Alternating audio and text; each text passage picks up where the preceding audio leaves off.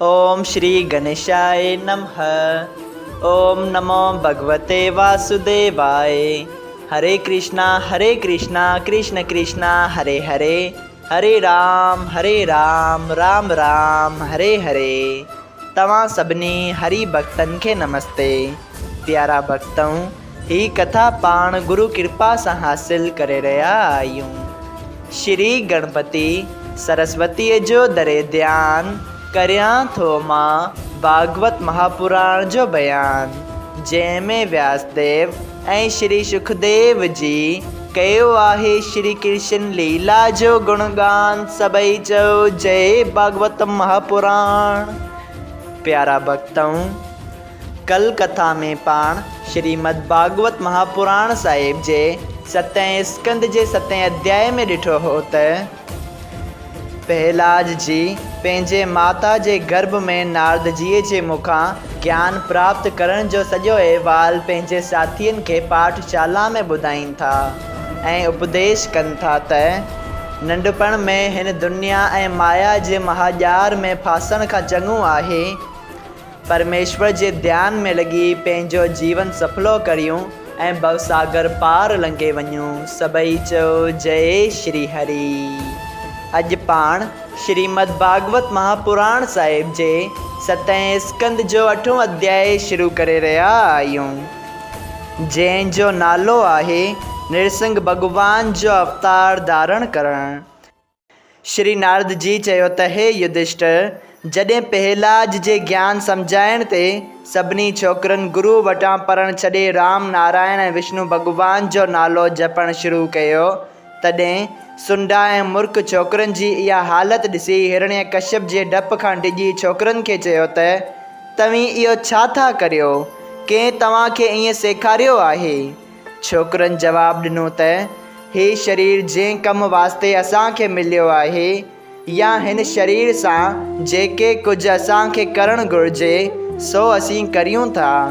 तुंहिंजूं कूड़ियूं ॻाल्हियूं पढ़ी ऐं मञी पंहिंजो जनम असां छो अजायो विञायूं? जॾहिं गुरुअ जे धमकाइण ऐं हिरण्यकश्यप जे डप ते बि छोकरनि राम ऐं नारायण जो नाम जपणु न छॾियो, तॾहिं गुरु सम्झियो त हिननि सभिनी छोकरनि खे प्रहलाद ज्ञान सेखारे पाण जहिड़ो करे छॾियो आहे। ईअं सम्झी गुरु प्रहलाद ते ॾाढी कावर कई ऐं खेसि धमकायो, लेकिन प्रहलाद खिली माठ में रहियो। सुंडा ऐं मूर्ख प्रहलाद समेत सभिनी छोकरनि खे हिरण्यकश्यप वटि वठी वञी चयो त हे महाराज, तव्हांजे छोकिरे स्कूल जे सभिनी छोकरनि खे अहिड़ी रीति सेखारी आहे जो उहे नारायण नाले जो ई जाप था जपीनि। एतिरो ॿुधी हिरण्यकश्यप कावड़जी चयो त हे प्रहलाद, मूं तोखे अॻे केतिरी सज़ा ॾेई सम्झायो त नारायण जो नालो न वठि, पर तो मुंहिंजो चवणु न मञियो। तंहिं करे मां ॼाणा थो त तुंहिंजो मौत वेझो अची थियो आहे। जहिड़ी तरह सां रखेश्वरनि ऐं जोगेश्वरनि खे इंद्रियूं दुख ॾींदियूं आहिनि, अहिड़ी तरह सां तूं मुंहिंजो दुश्मन पैदा थी मूंखे दुखी थो कहीं। तंहिं करे हाणे मां पाण पंहिंजे हथनि सां तोखे मारींदसि। ॾिसां त कहिड़ो राम ऐं नारायण तुंहिंजे प्राणनि जी रक्षा कंदो।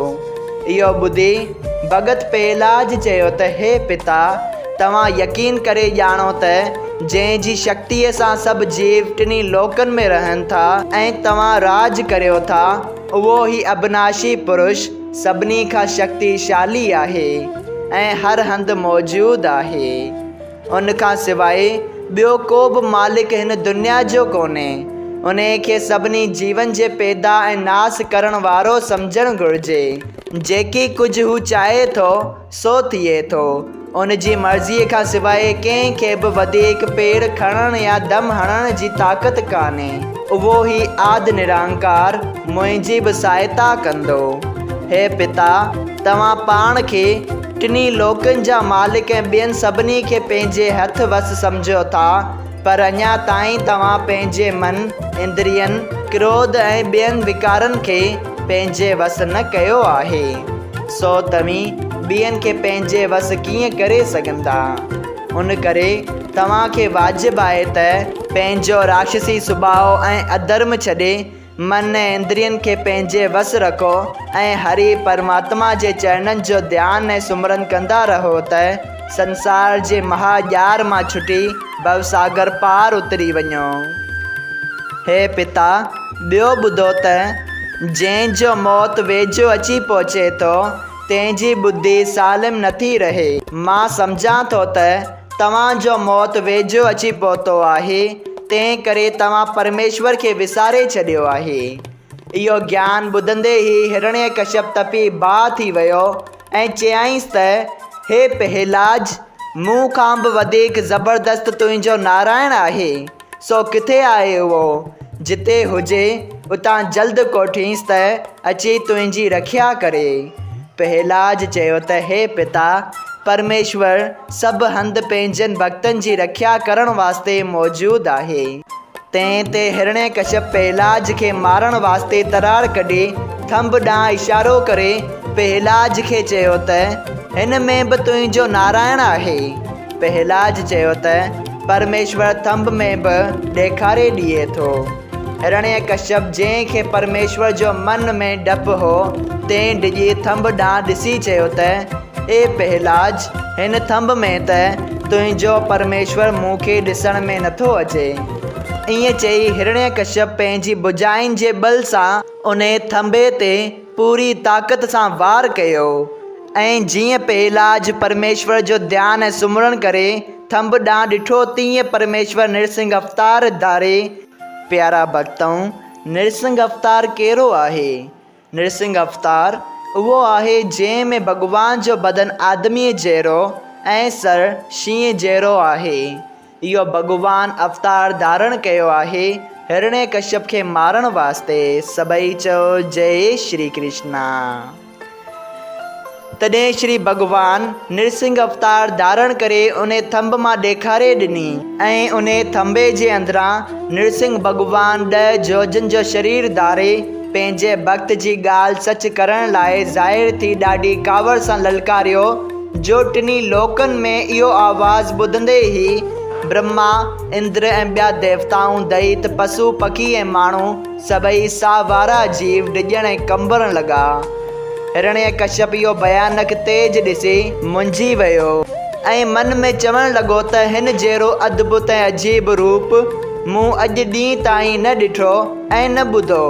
ब्रह्मा मूंखे वर ॾिनो हो त तूं आदमी, देवता, दैत, पशु पखीअ जे हथां न मरंदे, सो ही रूप अहिड़ो ज़ाहिर थियो आहे जो न हिन खे आदमी चइजे ऐं न जानवर। ब्रह्मा ईअं बि चयो हो त तूं न ॾींहं जो ऐं न राति जो मरंदे, सो ही सांझीअ जो वक़्तु आहे।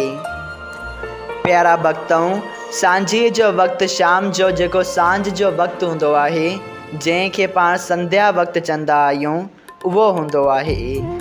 जय श्री कृष्णा। हिरण्यकश्यप सोचणु लॻो त हिन संझा जे वक़्त खे न ॾींहुं चइजे न राति। मूं ब्रह्मा खां वर घुरियो हो त तुंहिंजो पैदा कयल को बि जीव मूंखे मारे न सघे, सो ही रूप बराबरि ब्रह्मा जो पैदा कयल नथो ॾिसिजे। तंहिं करे मां ॼाणा थो त ब्रह्मा जो ॾिनल वर सचो आहे। ही अजीब रूप मूंखे ज़रूरु मारींदो, सो छा कयईं जो पंहिंजी गदा ऐं ॿिया हथियार खणी अची नृसिंह भॻवान खे हणणु लॻो। सभई चओ जय श्री कृष्णा। श्रीमद् भागवत महापुराण साहिब जे 7हें स्कंद जे 8हें अध्याय जो पहिरियों भाग संपूर्ण थियो। अगरि तव्हां सभिनी हरि भक्तनि खे हिन कथा मां लाभ हासिल थियो हुजे त कृपया हिन कथा खे ॿियनि हरि भक्तनि सां शेयर कजो त उन्हनि जो बि भलो थिए ऐं तव्हांजो बि भलो थिए। सभई चओ जय सिया राम। राधे राधे।